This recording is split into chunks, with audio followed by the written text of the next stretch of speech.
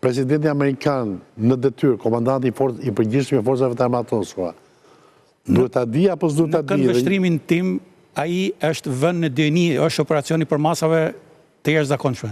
Dhe ai është vënë në dieni dhe ka dhënë një miratim të heshtur që kjo punë të vazhdojë. Absolutisht, në këndvështrimin tim. Se si ka dhënë të heshtur apo të pa heshtur, do të ka dhënë. Ai ka dhënë që të vazhdojë, siç duket, sepse unë do thash doli edhe si lajm dikur pastaj u fshi fare nga këto agjenci që e transmetuan këtë lajm, por po ta shohësh, duke parë Shtetet Bashkuara nuk kanë përdorur armatim strategjik. Nuk kanë përdorur Shtetet Bashkuara. Prodhimi i dronësh prodhim rus. Transportuar nga rusët. Gjitha veprimet. Duke kthyer me flashback mbrapsh, dy daljet e fundit të Trumpit, që janë që shumë kërcënuese ndaj Putinit, ka thënë, ti se kupton që po lunim me zjarrin. Pra do të thënë, ndoshta ai mund të ketë qenë i tunduar ta anullojë Preshtohet kjo punësi. Dhe ta anullojë këtë sulm. Ta shtynte se për ta anulluar. Ose ta shtynte. Ta mbante gjithmonë kështu. Ta mbante pezull për një situatë. Si mendon aleatët në këtë rast e informojnë njëri tjetrin për dimensione kaq të mëdha sulmesh?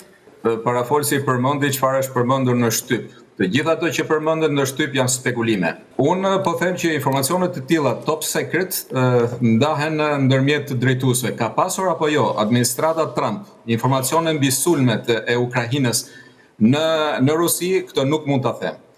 Por e dyta, sepse gjova që diçka është gjithmonë që Ukrainës i është dhënë një bonus ose i është dhënë një shpërblim nga dikushi. Ukrainasit nuk ka nevojë të jepet një shpërblim, Ukrainasit një kom shumë vital, i cilët kanë treguar veten që janë të aftë të mësojnë gjatë veprimeve luftarake në terren. Por nëse do kthehemi historisë, unë kisha për Ukrainën, ne duhet t'i japim Cezaret atë që i takon. Dhe Ukraina në këtë rast ka të gjithë meritën që i takon për sulmin. A ka shkëmbyer informacione me Shtetet Bashkuara të Amerikës, unë një gjë mund të them, që Shtetet e Bashkuara të Amerikës, jo vetëm gjatë kësaj administrate, pa administratës Trump, por edhe administratës Biden, ka një marrëveshje me Ukrainën që shkëmbejnë informacione inteligjente. Pasi Shtetet e Bashkuara të Amerikës kanë aftësitë dhe pajisjet për të shkëmbyer informacione inteligjente, këtë nuk mund ta bëjnë dot vendet e aeropianët të NATO-s. Dhe kjo mund të jetë ajo që për 16 muaj e ka bërë Ukrainën që të mësojë se ku ndodhen këto baza dhe çfarë ka në baza.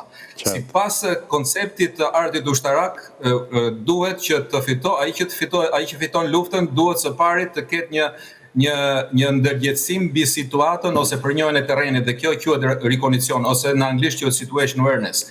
Duke pasur këtë ukrainasit patën një avantazh të madh dhe ajo i bëri që ukrainasit sot, sipas Financial Times, para disa orësh ta konsiderojnë këtë sulm si një nga sulmet më brillante që janë bërë gjatë 30 viteve të fundit.